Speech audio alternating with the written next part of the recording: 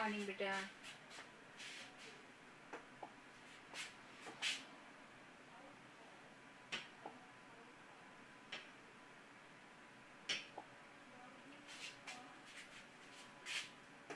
Exercise 14.3. 14.3. Yes. We have done yesterday 14.2. Okay. So 14.3 and that exercise related with your dividation. Divide से related है कि algebraic expressions जो हमारे पास होते हैं उसका हम dividation किस तरीके से करते हैं, divide कैसे करेंगे, है ना, terms का। तो क्योंकि आपने सिंपल फॉर्म में तो डिवाइडेशन सीखा है, जो न्यूमेरल्स होते हैं, जो कांस्टेंट वैल्यूज होती हैं, उनका डिवाइडेशन तो आपने सीखा हुआ है किस तरीके से करते हैं। But if you have the algebraic expression then how to divide them, किस तरीके से हम उसे डिवाइड करें, वो आज हम सीख रहे हैं। और उसके लिए हम टर्म्स के अकॉर्डिंग सीख रहे हैं। Like first we have there the monomial, की मोनोमियल यदि हमारे पास सिंगल टर्म में हमारे पास डिवाइडेशन है तो मोनोमियल का मोनोमियल से किस तरीके से डिवाइड पॉसिबल है, उसको हम किस तरीके से आंसर उसका देंगे, जो क्वोशिएंट वैल्यू है वो किस तरीके से रिटर्न में देते हैं। ठीक है, तो अकॉर्डिंग टू योर एक्सरसाइज यहाँ मैं उसे एक्सप्लेन करूंगी, उसी में से सम ले रहे हैं हम। Okay, first sum that is related with your division. Carry out the following divisions. तो फर्स्ट सम है आपका, उसमें आपको क्या कहा गया है, carry out the following divisions, कि आपको यहाँ से जो भी आपके डिवीजन प्रोसेस है उसे आपको कैलकुलेट करके बताना है क्या उसका आंसर होने वाला है।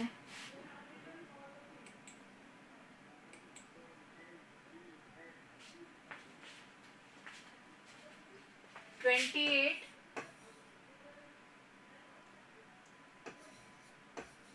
x raised to the power 4 divided by 56 x।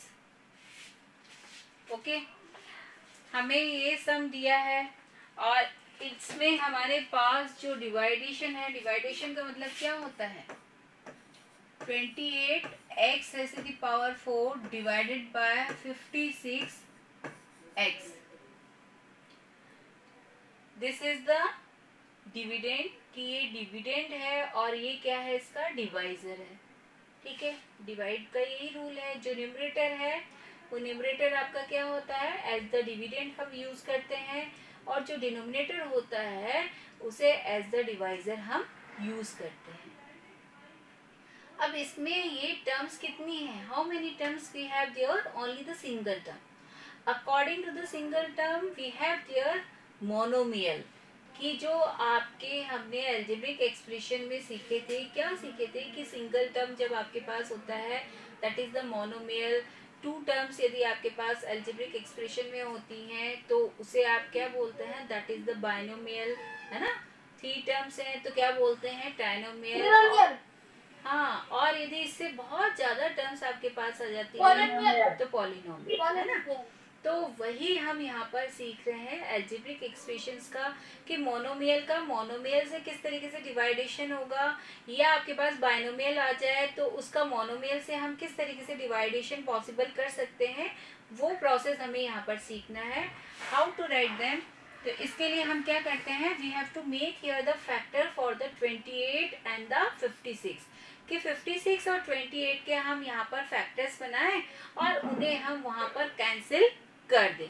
ठीक है, डायरेक्ट डिवाइड नहीं करते हम यहाँ पर, हम इनके क्या बना लेते हैं, फैक्टर्स बना लेते हैं, वो सबसे इजी प्रोसेस होता है। So make here the prime factor for the 28, 2 7s 7 1s and the 56, 2 2s 8s 14, 2 7 7 and 1. Now write here the factor for it. 2 multiply with 2 multiply with 7 multiply with x raised to the power 4. It means how many times we have to write here the x, 4 times, है ना।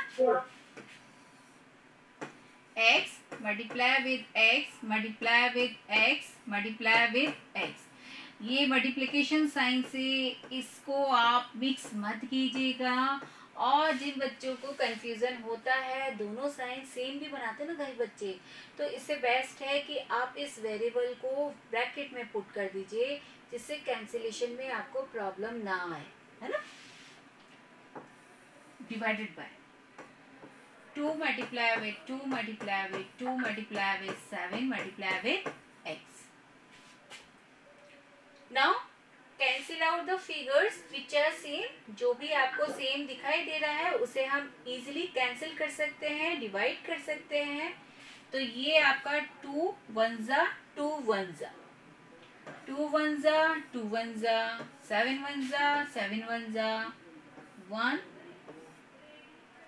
Single time जो x था वो आपका cancel हो गया है, जो रिमेनिंग x है वो आपके कैंसिल नहीं है।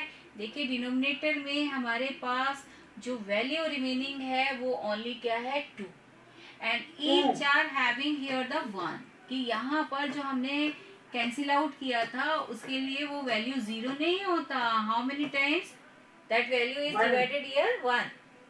तो यहाँ यहाँ पर जब हम इसका आंसर लिखेंगे बेटा, so the remaining one is, these are cancel out here 1 है यहाँ पर।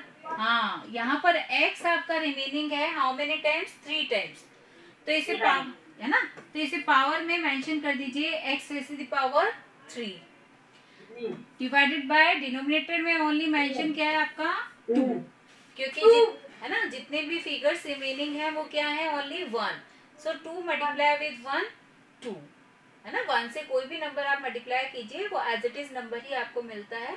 सो 2 multiply with 1 2 and this is my answer, कि यही मेरा लास्ट आंसर है इस एक्सप्रेशन के लिए जिसमें कि हमने मोनोमियल को मोनोमियल से डिवाइड किया है। ये हाँ बोलो। ये ऊपर डायरेक्ट भी तो कट रहा है ना मैम। हाँ भाई डायरेक्ट भी हम कैंसिल कर सकते हैं, बट क्योंकि आप बच्चों को ये फर्स्ट टाइम सिखाया जा रहा है, आप बच्चों को ये फर्स्ट टाइम एक्सप्लेन किया जा रहा है, तो भाई कुछ बच्चे तो ऐसे भी हैं जिन्हें डायरेक्ट कैंसिल आउट नहीं करना आएगा। तो हर एक बच्चे का एक प्रोसेस लेकर चलते बेटा, है ना। क्लास में एक प्रोसेस लेकर चलते हैं कि नहीं, जो बिल्कुल नहीं समझने वाला बच्चा है वो भी इस मेथड से समझ जाए। तो इसलिए आपको वो एक्सप्लेनेशन दिया गया है जिससे कि हर बच्चा उसे अच्छे से क्लियर कर सके और समझ सके कि भाई हमने किस तरीके से कैंसिल आउट किया। हाँ बेटा कॉपी में डायरेक्ट काट लेगा। हाँ कर सकते हैं आप, है ना। ये बहुत ही छोटा मेथड है, ये 1 मार्क का सम आपके पास आता है और 1 मार्क में आपको यहाँ पर यदि आपने डायरेक्ट भी कैंसिल किया कि 28 1 जा एंड 28 2 जा, हाँ बेटा है ना, and x only x we have here and the power is 4। तो यहाँ से जो आपका वेरिएबल रिमूव हो रहा है, तो रिमेनिंग पावर क्या हो गया इसका 3। ठीक है, तो यहाँ पर देखिए आपको डायरेक्ट भी ये वैल्यू मिल रहा है और वही आंसर, सेम ही आंसर आपके पास आएगा x raise to the power 3 divided by 2। Okay ठीक है, क्लियर क्लियर हो गया सब बच्चों को, है ना। इजी है, अभी तो बहुत इजी है, ये छोटे छोटे सम है।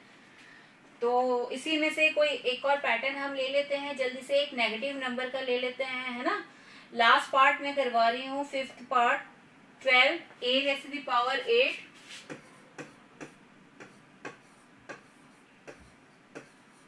b raise to the power 8 divided by, divide करना है इसे -6 a raise to the power 6 and b raise to the power 6।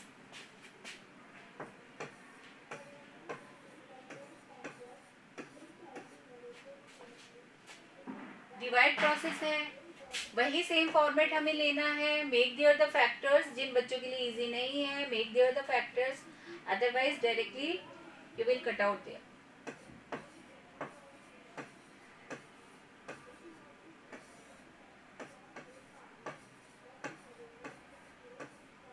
Okay, सबसे पहले हमने क्या किया है, we are changing in the format of this fraction. इस फ्रैक्शन के फॉर्म में इसे हमने चेंज कर दिया है और उसके बाद हम यहाँ पर अपना कैलकुलेशन स्टार्ट करेंगे।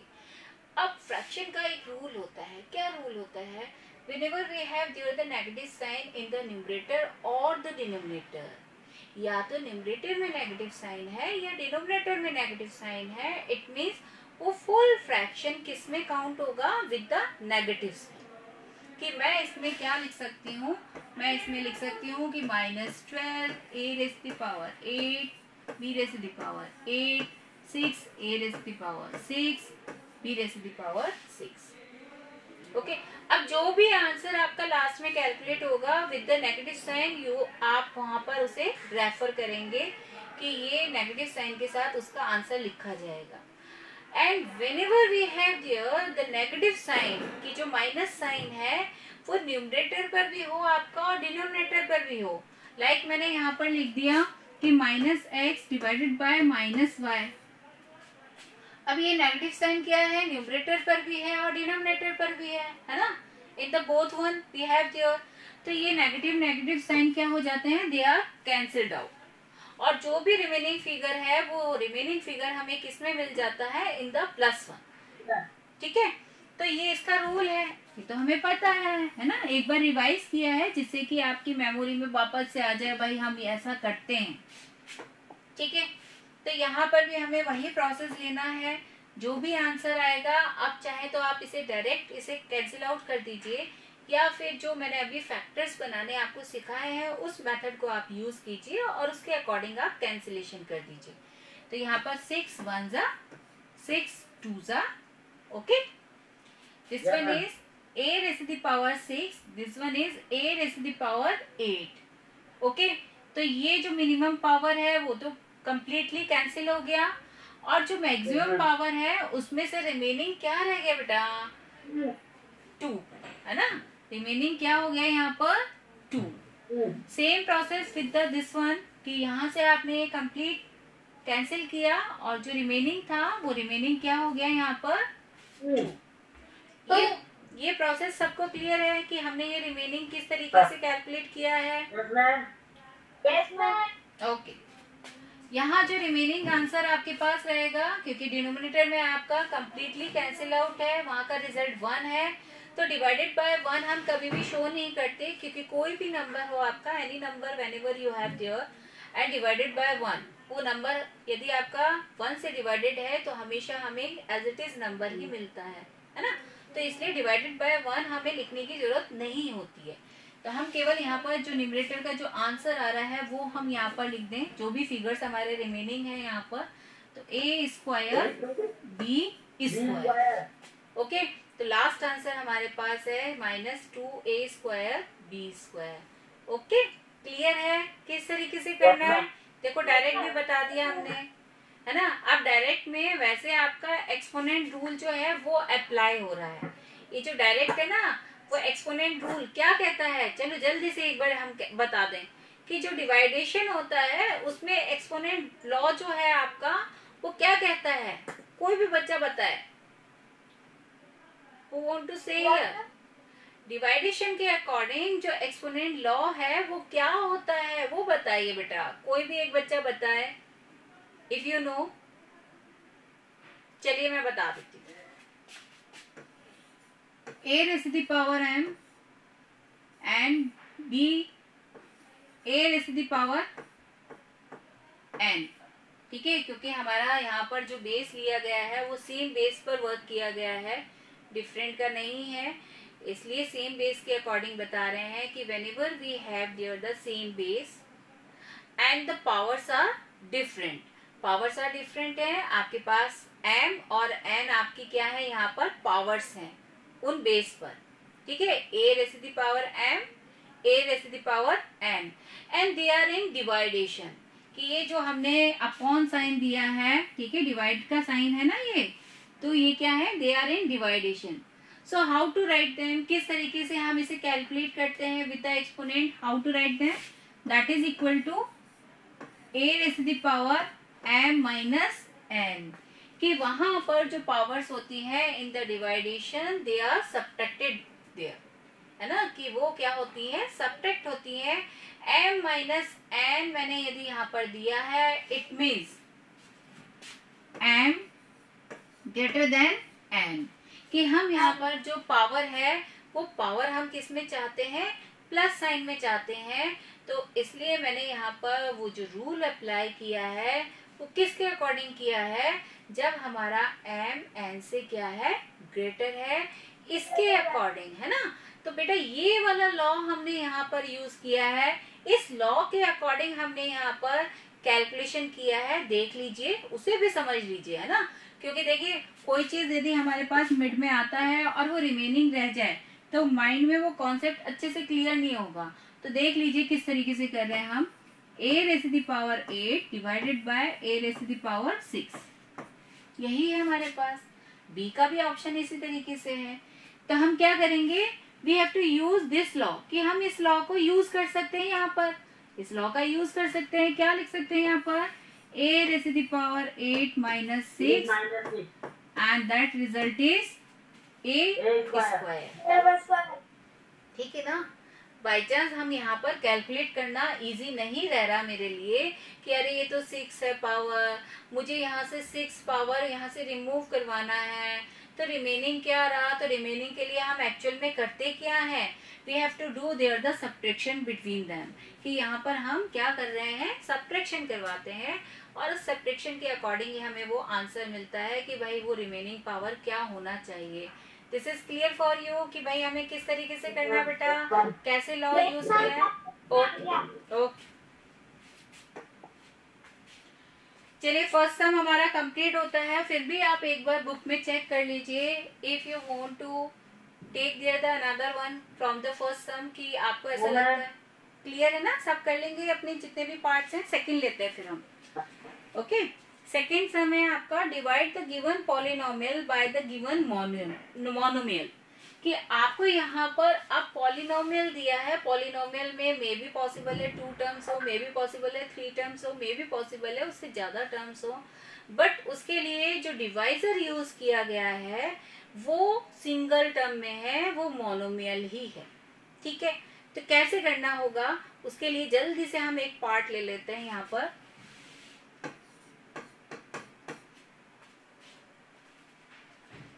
We have there 5x² - 6x,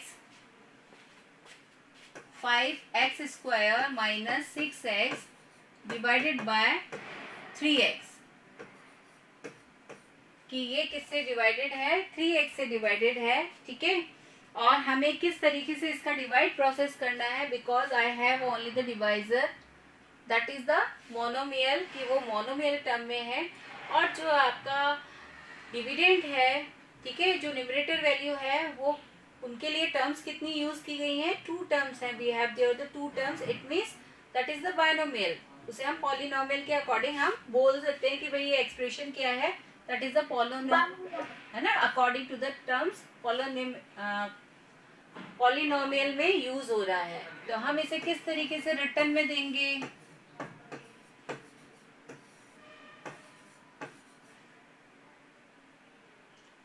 सबसे पहले हम नॉर्मल वे में लिखते हैं किसी भी सम के लिए। अब हम इसे कैसे डिस्क्राइब कर सकते हैं, कैसे इसका स्टेप लिखें, भाई डिवाइड का है।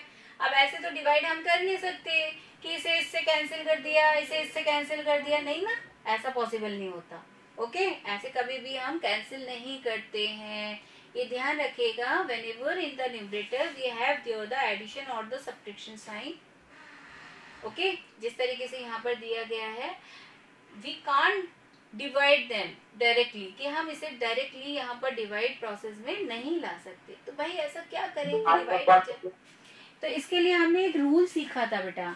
रूल क्या सीखा था कि हमने यहाँ पर इसके लिए रूल ये देखा था कि जितनी भी आपकी न्यूमरेटर की टर्म्स हैं उसे आप विद द मोनोमियल टर्म जो कि डिवाइजर में आपको गिवन आया है उसके साथ हम उसे सेपरेट कर सकते हैं। We can do that. कैसे, 5x² divided by 3x. We have here the negative sign, minus sign, so put here the minus sign.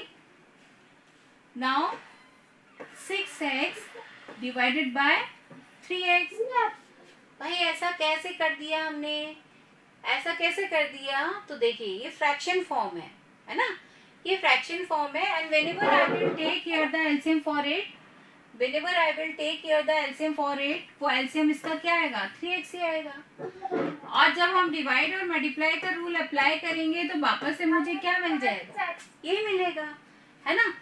तो यहाँ पर इस टाइप से जब भी फ्रैक्शन फॉर्म आपके पास होता है and you have there in the divisor single term, then you can write here the separately with the numerator terms, कि न्यूमरेटर की जो टर्म्स होती हैं उनके साथ इस मोनोमियल को इस तरीके से आप सेपरेटली लिख सकते हैं, यू कैन राइट देम, ठीक है।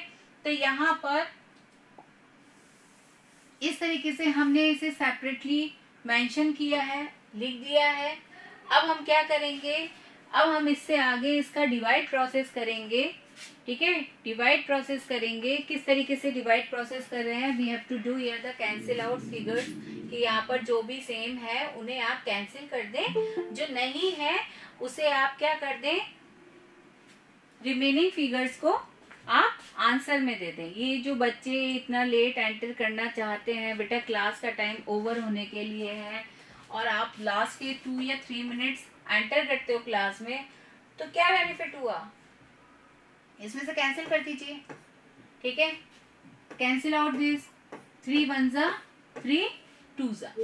तो अब जो रिमेनिंग फिगर है हमारे पास, वो रिमेनिंग क्या है, 5x divided by 3 minus 2 remaining denominator में कुछ भी नहीं है ना अपने पास, और यहाँ पर है ना केवल 2, only 2, and this is my last answer, कि यही मेरा लास्ट आंसर है इसके लिए, ठीक है।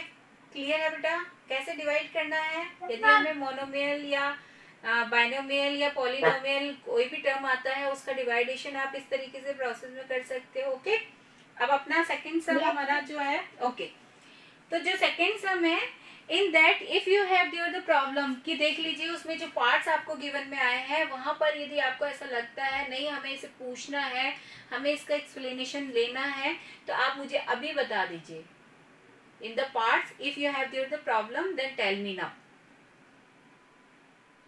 कि कोई ऐसा सम है जिसका अभी हमें कैलकुलेशन सीखना है। In the second one have there the problem बेटा, थर्ड, ओके चलो ठीक है। ऋषभ ने पूछा है तो एक बार बता देते हैं जल्दी से, थर्ड पार्ट इसका है ना, देख लेते हैं थोड़ा सा, क्योंकि मे भी पॉसिबल है थोड़ा सा लेंथी है, ये पॉलिनोमियल है आपका 8x³ y² z² plus x² y³ z² plus x² y² z³, okay, and divided by, इसे आपको डिवाइड करना है with the 4x² y² z²। ये सम है आपके पास, ठीक है। और इसे जल्दी से हम डिवाइड प्रोसेस में दे रहे हैं, किस तरीके से हम इसे डिवाइड कर सकते हैं वो देख लीजिए, ओके। डिवाइड साइन नहीं दिया, एडिशन साइन दे दिया, डिवाइड, ठीक है। Now how to divide them, किस तरीके से हमें करना है, प्रोसेस वही है, सेम प्रोसेस है, कि हमें यहाँ पर इन्हें सेपरेटली किसके साथ लिख देना है, विद द डिवाइजर, डिवाइजर के साथ हमें यहाँ पर लिखना है ना। मैं डायरेक्ट कर रही हूँ, एक स्टेप नहीं लिख रही, जो कि हम फ्रैक्शन फॉर्म यहाँ पर शो करते हैं। एंड दिस 8, अब ये ब्रैकेट से बाहर है 8 भाई, इन 3 टर्म्स के साथ, तो this 8 multiply with the each of the terms, कि जो भी ब्रैकेट की टर्म्स हैं ये 8 उन सभी टर्म से क्या है, मल्टीप्लाइड है, मल्टीप्लाइड है। इसका मतलब क्या हुआ, हम इसे क्या लिख सकते हैं, हम इसे क्या लिख सकते हैं, हम इसे लिख सकते हैं this one is 8, here also 8, here also 8, कि यहाँ पर भी क्या आना चाहिए, 8 आना चाहिए। और यहीं पर ही अब मेरा यहाँ से डिस्क्रिप्शन स्टार्ट होता है, किस तरीके से होगा कि हम इसे सेपरेटली लिख दें, 8x³ y² z² divided by, क्या है वहां पर मोनोमियल आपका 4x² y² z² plus sign, put here the plus sign. Next term क्या है 8x² y³ z² divided by 4x² y² z²। Next क्या है इसमें plus sign, put here the plus sign, between them है ना plus sign, वही put किया हमने। अब 8x² y² z³ divided by 4x² y²। ठीक है बेटा। अब देखिए, अब हमें यहाँ पर कैंसिलेशन नहीं करना है, डिवाइड है ना, तो कैंसिलेशन नहीं करना है, तो कैंसिलेशन कर दीजिए जल्दी से। 4 1 जा 4 2 जा 4 1 जा 4 2 जा 4 1 जा 4 2 जा। ठीक है। नेक्स्ट क्या करें, जो वेरिएबल्स है सेम वेरिएबल्स उन्हें कैंसिल करें। ठीक है, दिस वन कंप्लीटली कैंसिल हो गया, ये कंप्लीटली कैंसिल हो गया, ये आपका कंप्लीटली कैंसिल है, यहाँ आपका ये क्यूब रिमूव हो जाएगा, only y z² z² x² x² y² z² and cube है ना, क्यूब। अब रिमेनिंग टर्म्स हम जल्दी से लिख दें, जो जो रिमेनिंग हमारे पास है भाई। 2x plus 2y plus 2z। ठीक है। अब देखिए, जो मेरे पास लास्ट स्टेप आया है, दिस इज माय आंसर। इसमें मैं ज्यादा से ज्यादा क्या कर सकती हूँ, I will take here the 2 as the common factor, कि मैं यहाँ से 2 कॉमन ले लूँ, है ना, कॉमन ले लूँ। और नहीं भी लेते हैं तो भी आपको यहाँ पर फुल मार्क्स मिलेंगे। यदि मैंने यहाँ पर 2 कॉमन नहीं लिया, मैंने इस तरीके से अरेंज करके नहीं लिखा, तो यहाँ भी आपको ये स्टेप ना लिखने के यहाँ पर भी आपको फुल मार्क्स ही मिलेंगे। यदि वो 1 मार्क्स का आता है तो 1 मिलेंगे, 2 मार्क्स का है तो 2 मिल जाएंगे। ठीक है, क्लियर है बेटा, सम क्लियर हो गया अच्छे से, है ना। ओके, तो आज की क्लास हम यहीं पर ही फिनिश करते हैं। नेक्स्ट क्लास का आपका टाइम हो गया है, SST क्लास का। तो आपको क्या करना है बेटा, फर्स्ट एंड सेकंड सम आप कंप्लीट